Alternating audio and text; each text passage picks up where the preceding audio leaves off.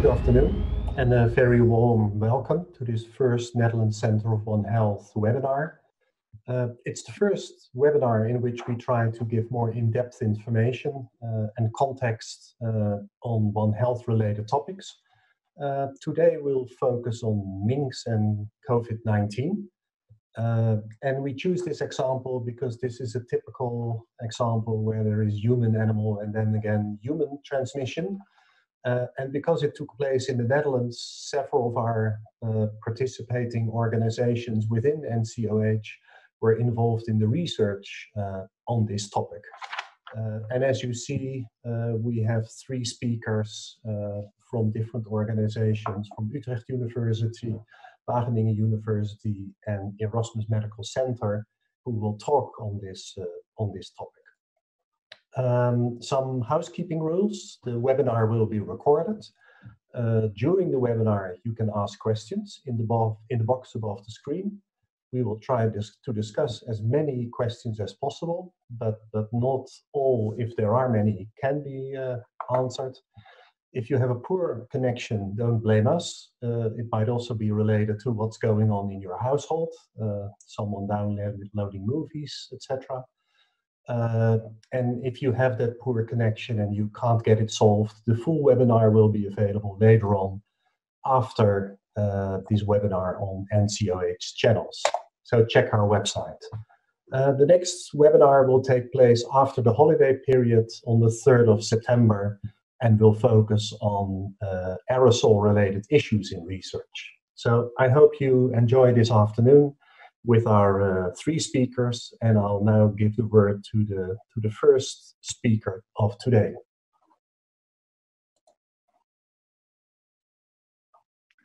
Thank you, Dick.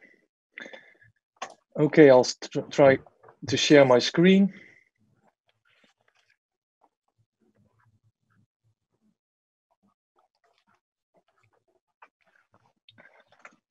Ladies and gentlemen, it's my privilege to open this first webinar of the NCOH, and the year is of course very typical, having a very nice subject on the animal-human interface.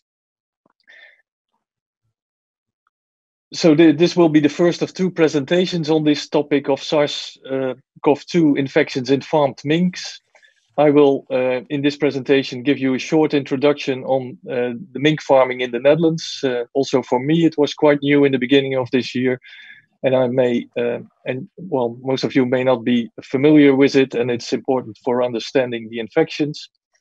Then I'll give you a brief update on the onset, the clinical manifestation and mortality on the infected farms. So focus on the clinical picture, so what you actually see on mink farms. And then close this part of the webinar with surveillance and early detection of new outbreaks, as you may have seen in the news.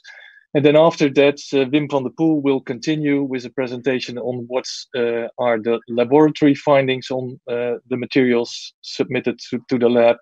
And last, Bas out of Munich will tell you more about sequencing of the viruses and what have been the findings on the animal-human interface. So to start with the mink sector in the Netherlands, it's not really a big sector. It's had, at least before the COVID-19 started there, 127 locations, with on average 5,000 female minks. The overall production, something like 4 million animals in 2019 that are produced, of course, for their fur. It's not very popular anymore in our part of Europe, but it is popular in China and Russia, where most of these furs are sold to. In the Netherlands, it's a decreasing production. It was 5.5 million in 2016. If you look at the farm structure, you see a farm on the right top of your screen. It says here on the slide, it's closed farms. That does not only mean that the farms are fenced, like they are, just to prevent the animals from escaping and to also prevent animal activists from entering the farms. But it also means that normally these farms, they breed their own replacement stock. So they do not normally introduce a lot of animals, which is of course good from the animal health point of view. As you see on the table on the right bottom, well, the farms themselves are actually quite open in the sense that air can go freely in and out. They are naturally ventilated normally. And the animals are fed on rest products of the fish and the chicken industry, which are put on top of these cages, as you see, because the animals are kept in cages. And this cage system is also one of the reasons why in 2013 the Dutch Parliament has formally put an end to this sector and forbidden it. So it was from that moment on not allowed to start new farms anymore, but the ones that were producing had the right to continue doing so until January 2024, which is then, formally the end of this sector in the Netherlands. From the occupational point of view, something like 1,200 full-time workers are working on these farms and 400 part-time workers. I put between brackets here that many of them are what we call migrant workers, so people coming in from Eastern Europe doing the work here, and it's maybe important because we have seen that also was a problem in the slaughterhouses, and that may also be one of the points why this is still a problem in the Netherlands. The fur is not sold in the Netherlands, but it's sold through auctions in Copenhagen, which is also a country now affected. The minks are infected, but that has a much larger mink industry than the Netherlands, and an auction in Copenhagen that's also used by Dutch farmers, but also in other countries like Finland. And economically, the prices have not been well in recent years. The markets are in particular in China and Russia. But it has not been profitable, and the farms need to close anyway by 2024. If we then look at the mink cycle, that's also quite typical in the sense that from December to February, the females are prepared to be in a good shape for breeding. Then in March, which unluckily in the Netherlands was shortly after Carnival, when COVID-19 had been spread among humans in the southern part of the Netherlands, it is a period that many people come at these mink farms because minks only get in estrus during that period in March. So then they have that a couple of times. There are a couple of times in heat, and then they can be mated by putting a male with a female. On these large mink farms, you can imagine that is quite a lot of work. So many people are then active on the farms, putting males with females and redoing that. After that, the gestation period starts, which is quite variable from 43 to 71 days. And that is because, from some of the first heats, if fertilized eggs are produced, they can, kind of stay in a rest phase in the animal and then join up with later fertilized eggs to grow out to kids. Farrowing takes place from 20 April to 10 May, so it's really a highly synchronized production system. And then afterwards, of course, the lactation of these minks starts, with first them drinking only milk, and then afterward also having feed with them. And then around this time, the minks, they are weaned, and then they grow further to develop their winter coat, and then they are normally killed by the end of November, December to collect the fur, and then it starts all over again. So this is important also from the perspective of disease control. Then what happens in April? So of course we had already since the end of February COVID-19 among humans in the Netherlands, and on the left bottom, you see a graph with the density of COVID-19 cases in humans by the beginning of April. And also the green dots are the locations of the mink farms in the Netherlands. And you see that unluckily, minks were also quite heavily exposed by humans, in the sense that the region where most mink farms are located is also the region where the highest density of COVID-19 patients in the Netherlands was available. So from that perspective, it might not have been really strange that minks got infected. We knew at that time that at least we suspected that minks were susceptible for the infection, because it had been shown during February and March that ferrets, which are evolutionary quite close to minks are susceptible to the infection. So actually, we were at the moment at that time planning to do research into minks farms when the first report came in, which was actually a mink farm, number one here on the map in the province of North Brabant, with over 13,000 adult mink, that reported on the 19th of April an increased mortality to a practitioner. Next, well, this is not unexpected to have a little bit increased mortality in that period. So normally it could be a pneumonia caused by a bacterial cause. So that was investigated, but the cultures proved negative and also repeatedly negative. And then after that, just because of this suspicion that minks might be susceptible for SARS-CoV-2, the Animal Health Service decided also to test for SARS-CoV-2 in a PCR, and well, it turned out negative, or it turned out positive on April the 23rd.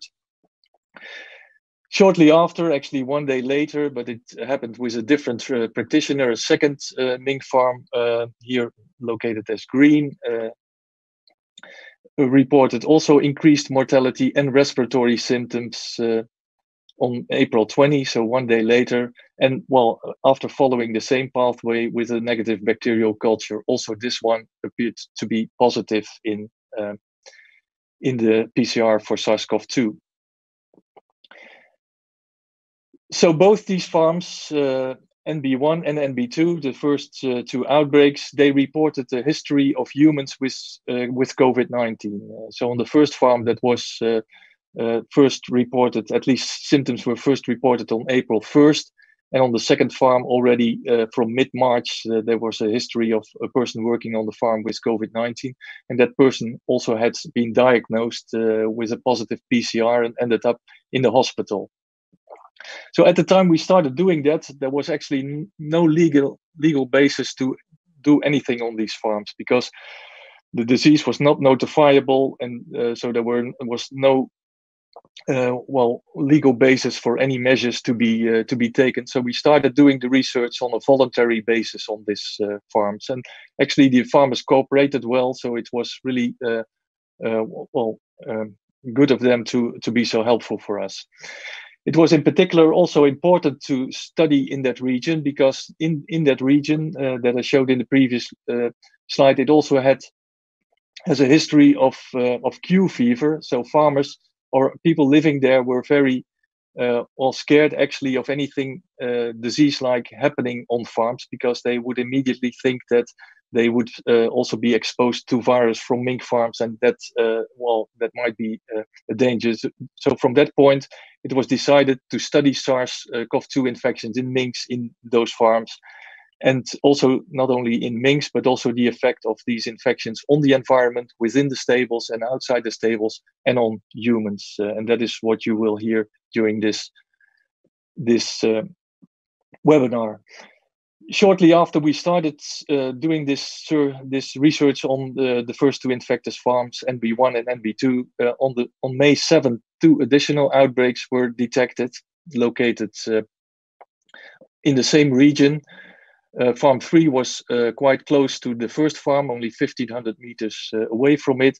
And Farm 4 was actually suspected because we investigated that farm on purpose because it was owned by the same family that also owned Farm 1. And so they also had a link with an infected person. Then showing you what happened, what was visible on the farm, because I also should talk about the clinical manifestation. On the left top of this slide, you see the mortality per 3-day period on these four farms, these 4 infected farms. And so at the start, it's of course the baseline mortality.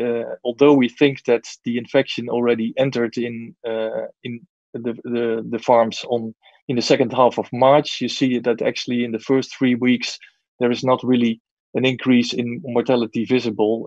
Nothing was reported by these farmers, and only from so shortly before they reported, you see the mortality increase to an overall mortality of close to 4% on the first farm and a little bit over 3% on the second farm. Notably, on the third farm, so the one that was detected on the 7th of May, you see a much higher mortality peaks, and it's, well, yet to us unclear what is the reason for that difference, but it's obviously that we hope to find some clues for it.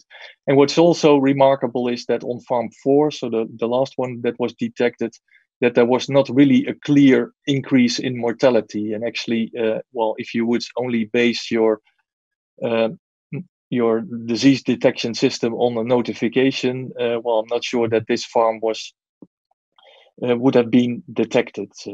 The laboratory findings on these farms, you will see that in the presentation of Wim van der Poel shortly after that. On the left bottom part of this slide, you see just a picture, well, just to give an indication how this mortality is distributed across the farms. So each of these numbers here on top, they represent a shed. So a shed is a house with minks in it, and then each of these colorful patches on the farm, they indicate a dead mink that had been found. So this clearly shows that the mortality was really distributed across the farm. So apparently on these farms the disease had been really widespread, and that may have happened during this mating process, where a lot of staff goes through the farm and has interaction with a lot of animals using gloves that obviously are not disinfected between the cages, so that may have resulted in really a wide spread of the infection, what you see here in this slide. Then the clinical manifestation, let's hope. So I show you a couple of short videos on what these animals distribute. You see here a mink that's well, it's in a cage, so it's a bit of sad sight, but you clearly see that it uses its abdomen to help its self-breathing. So it's short breath, and you will also see that on the second video here, where also you see the animal having difficulty in getting sufficient air, using its abdomen to get the air out.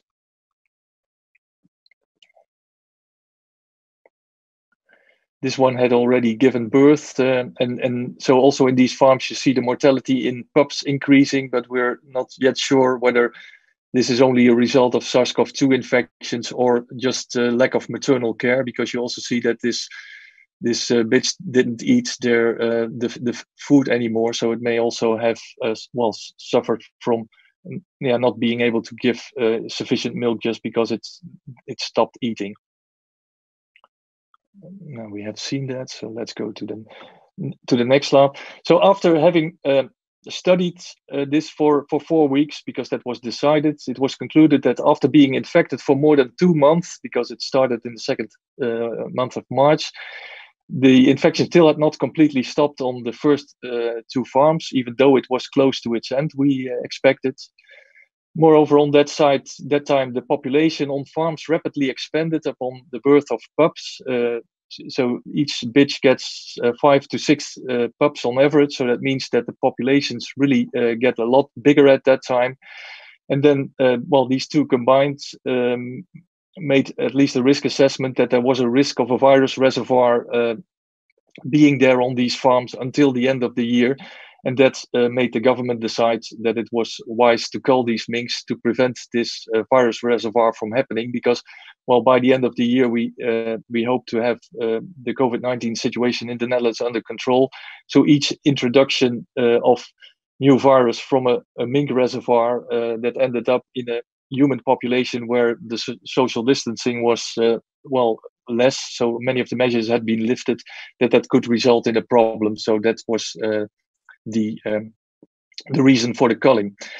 Another thing that was concluded is that the clinical manifestation and the mortality were highly variable between these farms. So that would also imply that not all SARS-CoV-2 infected mink farms would fulfill the criteria for notification and thus could be missed. So in that sense, it was decided that each mink farm in the Netherlands should participate in weekly testing of submitted dead animals from all mink farms, and also a serological survey.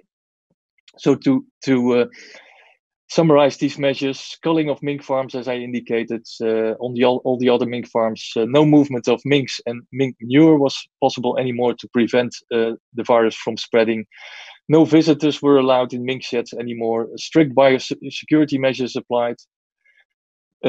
Staff members of mink farms that would have signs that might have been caused by COVID-19 should not have contact with the animals. Cats, as you will see in Wim's presentation, are also susceptible to the infection, so they should either be kept on the premises or be kept out.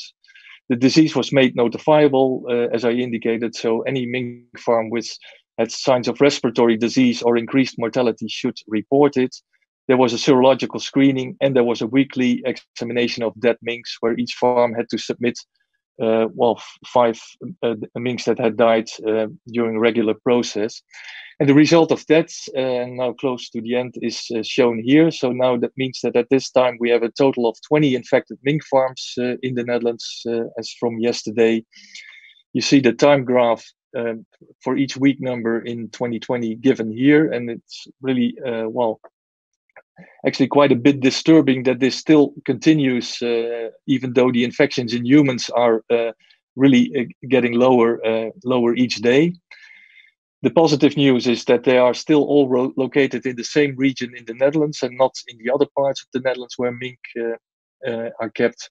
If we look at the detection, then we see that 12 of these additional outbreaks have been detected by submitting dead animals, and only 3 by notifying disease suspicion, so indicating that, quite sometimes these farms may be infected without the farmers having noticed it.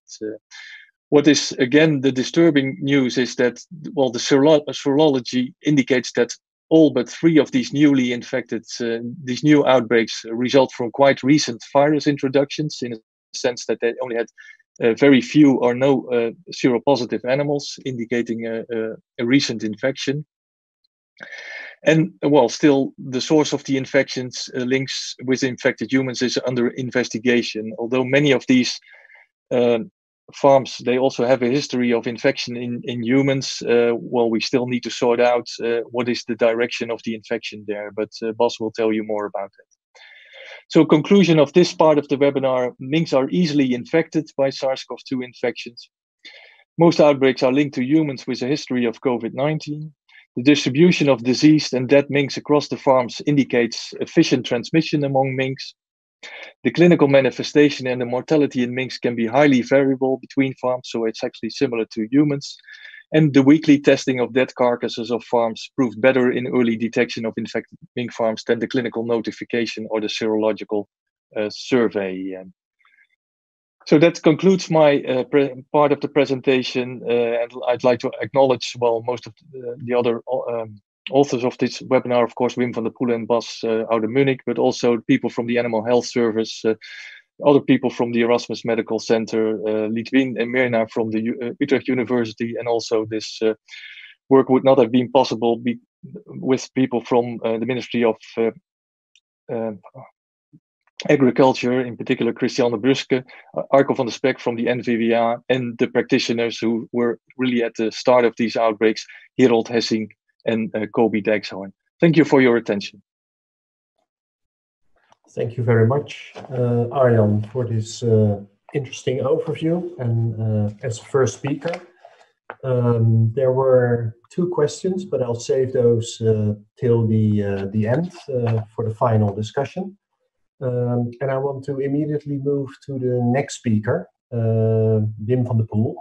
Wim is not present, he is traveling, and so we have a recording of Wim's presentation. And just to introduce, Wim comes from Wageningen Bioveterinary Research, located in Lelystad, and they were responsible for a lot of the analysis of samples.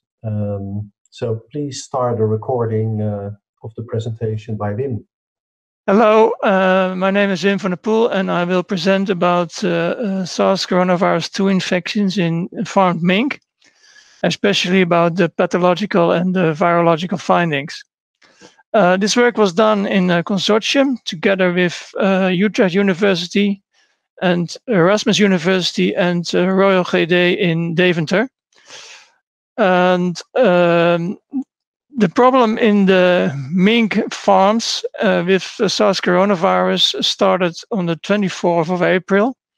That was the day that there was the first confirmation of a SARS coronavirus 2 infection in mink. Soon after, the people of the different institutes got together and formed that research consortium to start doing research on this unexpected SARS coronavirus outbreak in mink. The first meeting was on the 25th of April, and soon after, there was a second mink farm confirmed to be infected with SARS coronavirus 2, and a day after, on the 28th of April, we started the first necropsy and the PCR screening in the mink farms. On the 4th of May, we were able to do the first full genome sequencing of the virus detected in mink, and the sequence was submitted to GenMonk. This is a picture of the mortality in adult minks in the 4 farms. This is mortality per 3-day period. And what you can see on this slide is that there was the mortality was not extremely high, but there was a clear increase in mortality in all 4 farms surveyed. Especially on the second farm, there was a high mortality up to 3% on 3% of the animals on a 3-day period. In the research consortium, we agreed to start doing research and samplings on the mink farms. We decided to do a weekly necropsy of all died animals, and a 3 weeks serum sampling, and a 3-week interval serum sampling, and also take a rectal swabs of the animals. Besides that, we also decided to do environmental sampling, especially air samples, surface samples, feed samples, and manure samples of the different farms. Samples for virology were PCR'd. There were also the virus was sequenced, and we also tried to do virus culture of the different samples. This is the first picture. These are the first pictures of the pathology. What you can see here on figure 2 is an animal in good condition, but a clear inflammation of the lungs. Especially on figure 3 and 4, you can see there are consolidated dark red lungs, a clear picture of an acute interstitial pneumonia in the mink.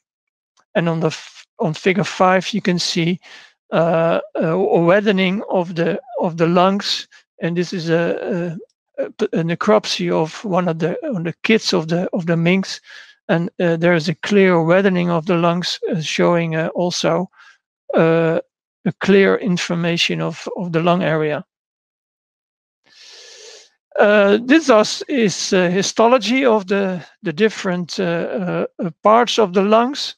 I will not go in detail on all the different histology pictures, but I'd like to point out figure number 13, where you can see a clear coloring of the virus in the epithelia of the trachea, and on figure 14 you can also see the staining of the virus in the conchae of the respiratory tract.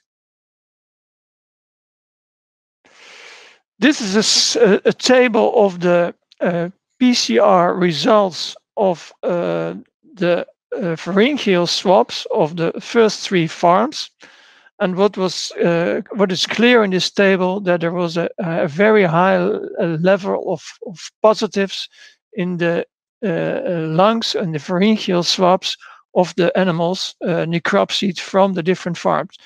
On May 4, that was up to 100% in farm 1B and farm 2. And on May 12, that was going down a little bit already, decreasing already after 2 weeks after the first recognition of PCR positives in the lungs. CT values in the lungs ranged very much from just under 20. This one is 16, just under 20, up to over 30 in other samples. In the rectal swabs, the CT values were much higher, so much lower concentrations of virus in the rectal swabs.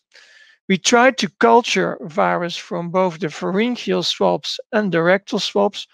In the pharyngeal swabs, we were able to isolate virus on several occasions, but in the rectal swabs, we were never able to isolate virus.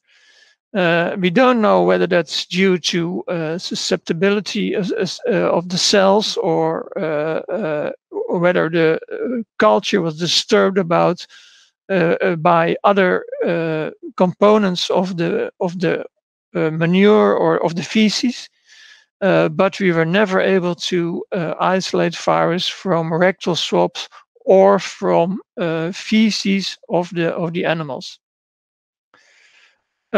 This is a slide with more information about the pneumonia and also the number of positives, PCR positives in the different swabs. At the first sample, you can see that we have a very high level of positives in the throat swabs and also in the rectal swabs. And in the second, the weeks after the first samplings, that was going down. Also in the second farm, we see more or less the same picture, although we still find some positives in some of the kids after a few weeks. And also in the third and the fourth farm, we see that the levels are going down, but you can also see that the third and the fourth farm were detected at the earlier stage in the outbreak, because still in the end of May, we still have positives in adult animals and also in the kids in the PCR samples from the throat. Later in the outbreak, we stopped taking rectal swabs because the levels of PCR positive CT values are always much higher in the rectal swabs. So we decided that there was no point in taking additional rectal swabs, and we were also not able to culture the virus in the rectal swabs.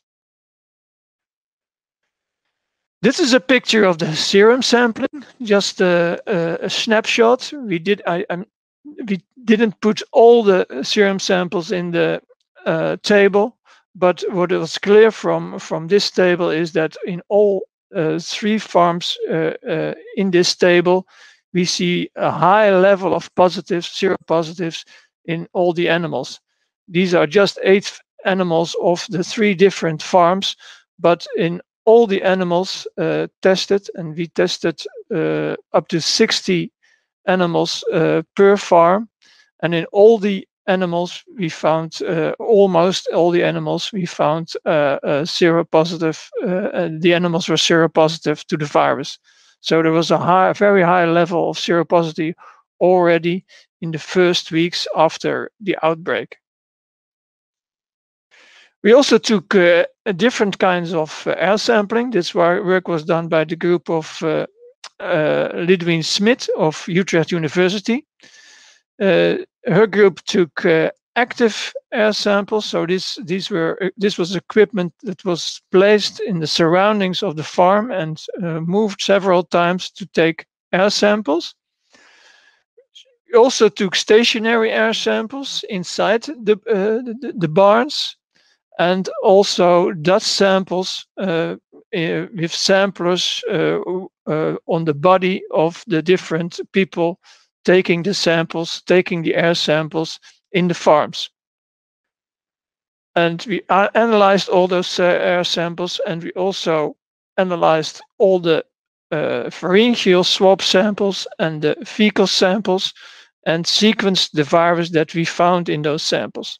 I understand that this slide is difficult to read, but it's clear that from the different colors, you can see that the different sequences of the mink viruses cluster for the different farms.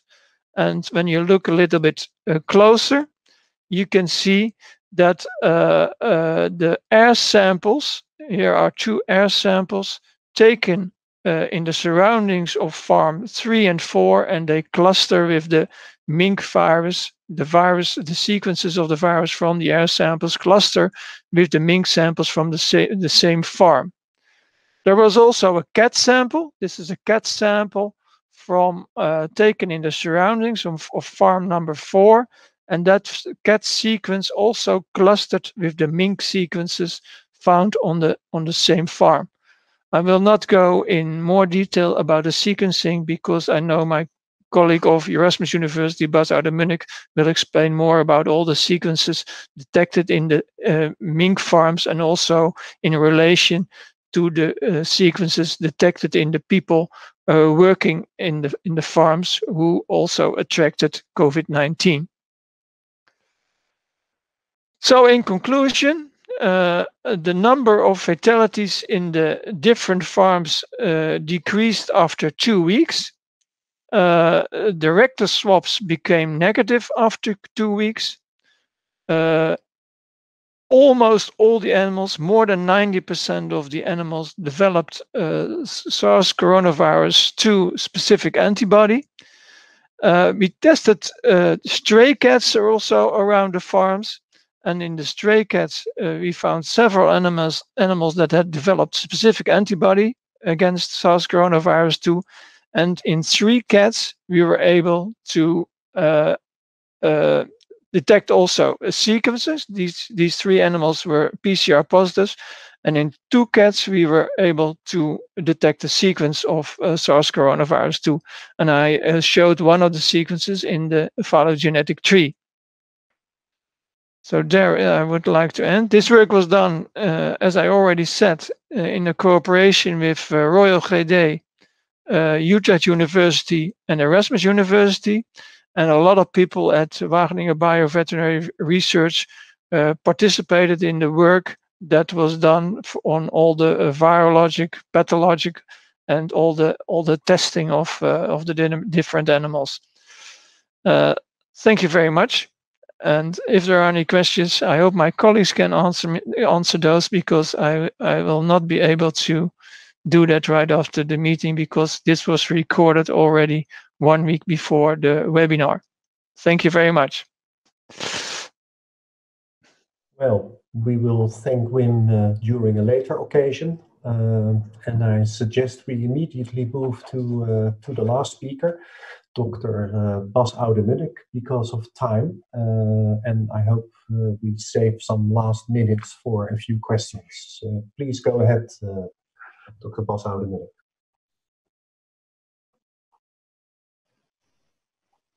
Thank you, Dick, for your introduction.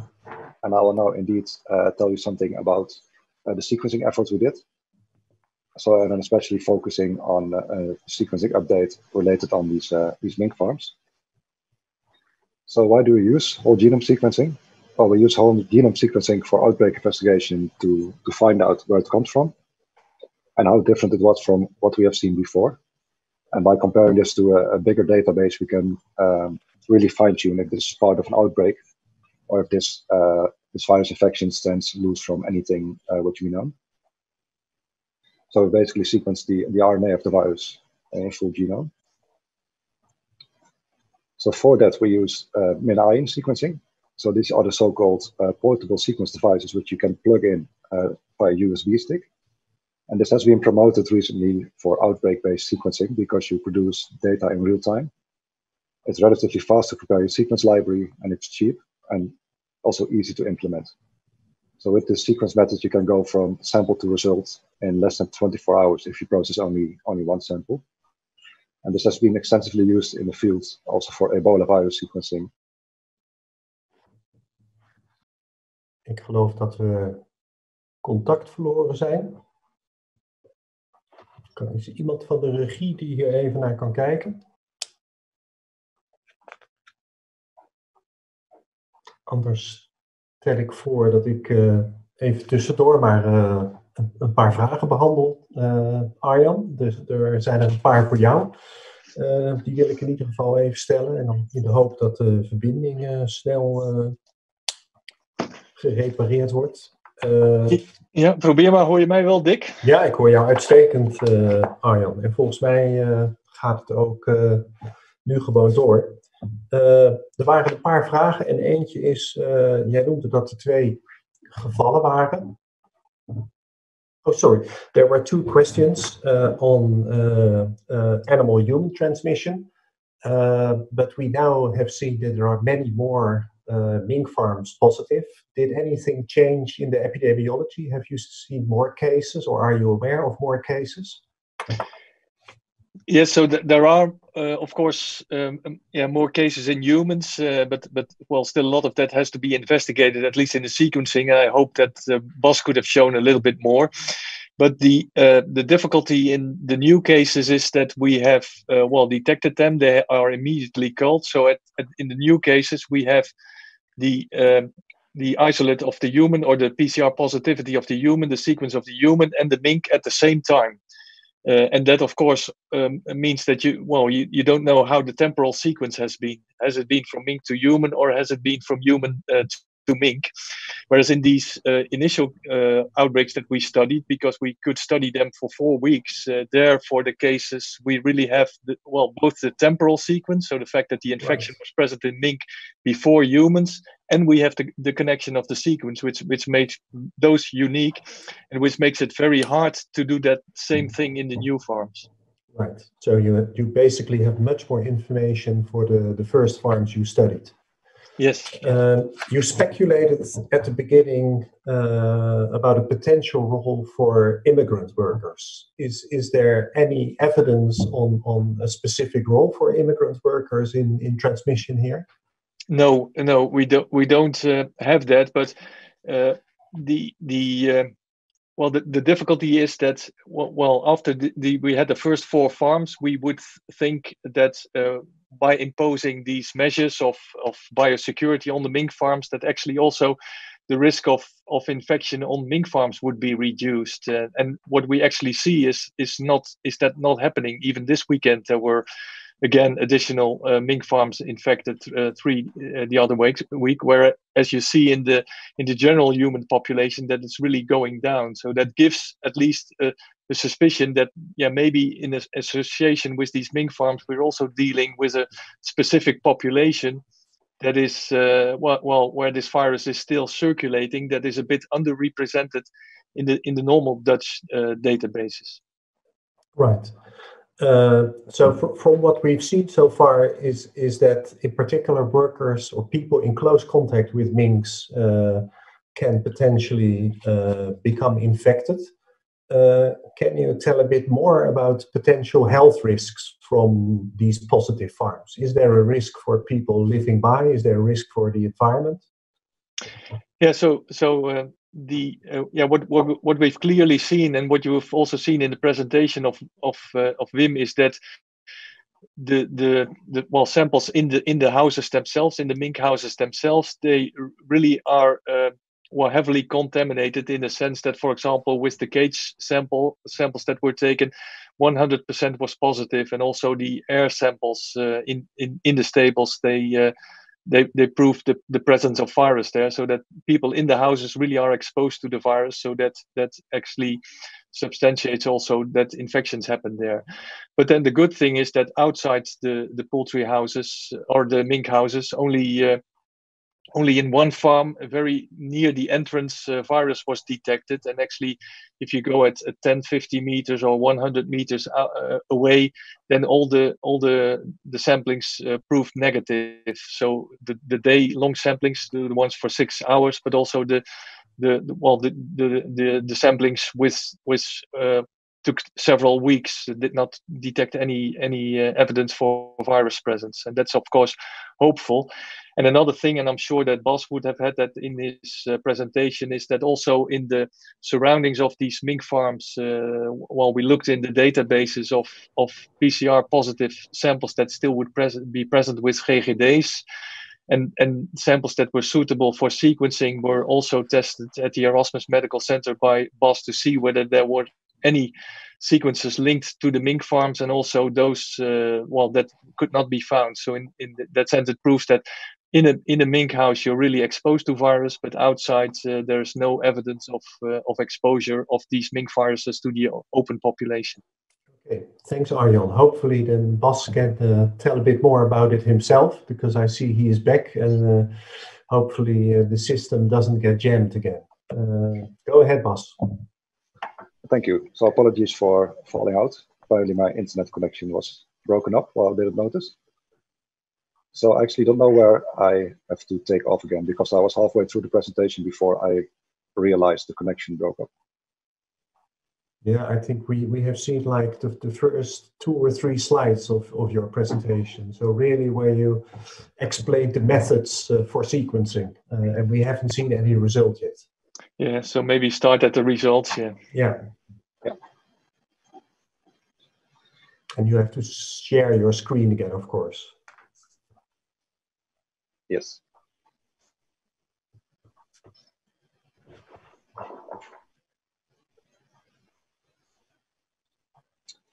So also in view of time, I will just directly move towards the results. So what we can do is by reconstructing the genome of the virus, we can look at the phylogenetic relationship of these viruses to each other. And one way to show this is, for instance, in a platform like there's a next strain. So you can here clearly see the geographical differences, all the different viruses which have been sequenced up to now. And these are now colored based on continent. And what's also important to realize is that we are just in the beginning of an outbreak. So at the moment, only up to 20 mutations can be found in one specific viral strain. And just to reflect to that, 20 mutations is one difference in every 1500 nucleotides sequenced. So the quality of the sequences also has to be very good in order to be useful. So if we then look at the specific Dutch situation, at the moment there are over 55,000 sequences on GIS8, of which 1,600 are from the Netherlands, and that's depicted in this phylogenetic tree over here. So in green, you can see all the Dutch virus isolates compared to the global diversity. And we can clearly see that there's not a real Dutch cluster yet. So it's still basically a little bit all over the place. Here and there you do see specific clusters, but it's still, you cannot really determine based on the sequence which you have of the virus from which country this virus originates. If we then zoom in specifically on the mink farms, so at the moment we have sequenced 16 different mink farms. And we could see that there are 3 different main clusters and 5 different introductions in total from the general human population. And what we can see specifically in mink farm is that there is quite some divergency already in the same mink farms compared to the human population. And it's pretty remarkable that the 16 mink farms are only represented in 3 main clusters, and they are not all over the place like what we see in the general population. So if we then zoom in a little bit more on these clusters, so here the different colors represent different mink genomes, and the ones in blue are from mink farm employees, which corresponds to the mink farm where they cluster with. And we can see here that these are the 2 closest related sequences from the Netherlands, from humans.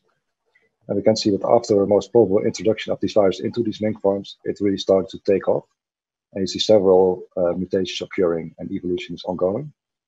And you can also see that all of these different mink farms seems to be more or less related to each other, at least based on the sequence of the virus.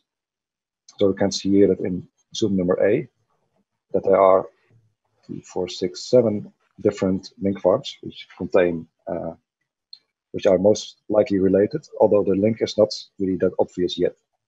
So we're trying to figure out what's the most common thing that can connect these mink farms to try to see why we see the clustering of the viruses. For some, we can, for instance, see a link because they have the same owner. So like Arjan also explained already, MB1 and MB4 also have the same owner. So there are some links between these farms sometimes, but for instance, the link between farm number 12 and number 1 is not established yet. So we're trying to look in, for instance, into food suppliers, or perhaps there was another common person traveling from one farm to another farm. So that's something we're looking into now. The second big cluster we see is here with mink farm number 8, 10, 5, and 15. We also think that these farms might have something in common because we also see the same virus, more or less the same virus here showing up. Well, this is something which we typically see, which is just one introduction from the human population, and then it takes off in mink farms, but that it stands loose from all the other mink farms. The last cluster is the cluster over here, which also contains sequences from 4 different mink farms, and they also don't really have a clear, obvious relationship. What we also here can see is that there's also one human sequence from a mink farm employee, which clusters together with these minks. So Arjan already briefly touched upon it, but this is indeed something we look into. Is this now a signal which we see? Is this a reflection of the local circulation, or is this really something specifically going on in mink farms? So therefore, we also took 34 samples from SARS coronavirus 2 positive individuals from the same 4-digit postal code area, and we sequenced those as well. And those are indicated here in magenta. And what you can see is that it's a little bit all over the place. So you don't see them clustering together with the mink farm sequences, but they are really unrelated to it, and they cluster throughout the phylogenetic tree, which is basically what we see in the Netherlands. We don't really see a specific province clustering or even a specific clustering of Dutch sequences. It's just a little bit all over the place still. So this indicates that there's no increased risk for people living close to these mink farms, but also that the situation, what's going on in these mink farms, is not a reflection of what's going on in the environment there. So it seems to be mink farm specific. So then we always get to the very difficult question is, how can you prove that this is then a mink to human infection? Well, we think this is the case because of the clustering in the phylogenetic tree. So for instance, if you look at mink farm number 1, and this is an employee of mink farm number 1, you see it clustering within the animal population. So that it's likely that first was taking off in these minks, and later on it was transferred to humans. We saw that employees got infected after we first detected SARS coronavirus 2 in mink farms. So also the timing of the infection is then likely that first the minks were infected, and later on the humans got infected. If you assume that there's the same incubation time in minks and in humans, we could see the virus present in an air sample with up to CT value 28, which is highly indicative that the virus is circulating in these farms. So it's not unlikely that you inhale the virus and you get infected. And we also have to put a disclaimer there that most probably not all of these infected people are perhaps infected at the mink farms or through minks. It can also be that they infected each other because we also see family clusters. So you cannot really make a distinguishment from this comes from the mink or this comes from your husband or wife. It can be that they're separate routes of introduction, but it is obvious that these sequences are all related to each other, which once took off in a mink farm and later on it affected either humans or other mink farms in the neighborhood or even not in the neighborhood. So in the last slide as discussion, we could have detected, this is slightly outdated yet, but this work is based on the sequencing we did on 16 mink farms in the south of the Netherlands. We could see based on the phylogeny that there's a wide and fast spread of this virus, because it's unlikely that's already present for months, but it looks like it just goes through a farm in a wave. We could not find any specific mutations in all mink samples, so we don't really have a clear indication that this virus requires specific mutations to be able to circulate in minks. And we also see it moving back to humans, so it seems to be that just the same virus can infect both minks and humans. And we could identify 3 main clusters without any obvious links in some cases. So we're now looking at perhaps food suppliers or people working at different farms. Since they are migrant workers, it might also be that they move around from farm to farm, or perhaps there was an exchange of material or something else in common with these farms which can link them to each other. And of course, I cannot do this by myself, so this work is also performed by a lot of people. Also for the human side, to make a reference database which you can then linked to specific outbreaks. And then I would like to give the word back to Arjan for the last summary slide. So for me, just to indicate the final conclusions of this work so far. So what we've demonstrated is that COVID-19 severity in mink farms varies largely from mild to severe. So in that sense, they're just like humans. Introduction is mostly from humans. That's most likely, although it's still unknown in some circumstances. The virus sequences that Bas has shown, they clearly show clusters of relationships between several of the infected mink farms, but we've seen at least 5 different clusters in that sense. Mink to mink transmission and mink to cat transmission has been demonstrated on these farms. There's clearly occupational exposure to SARS-CoV-2 viral RNA if you're working within these stables, but of course the viability of that virus is unknown. That there is some viable virus present seems to appear from that at least 2 workers have been infected by mink farms. And the risk of environmental exposure outside the infected farms appears to be negligible. And having said that, I would like to give the word back to Dick. Thank you, Arjan. And all, well, 2 or basically 3 of you, thank you for your presentations. But unfortunately, I have to close off this meeting because we don't want to use more time.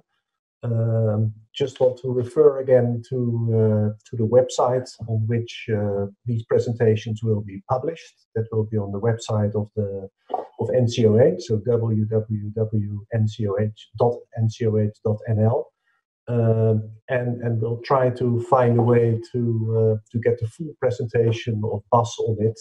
Probably try to record it again and mix it with the rest of this hour. And maybe also there were a few questions that we could not answer because of the time. Some of the really relevant and interesting ones that haven't been answered might be dealt with in a very short Q&A, but we'll come back to that. I want to thank the speakers. I want to thank all the technical people, despite all the problems. This is a first attempt. We will evaluate it and hope to see you in September for the next presentation, and hopefully we'll do better then. But again, thank you for your input, Arjan and Bas, and hope you have a good day, all the people that were looking at us here. Bye. Bye-bye.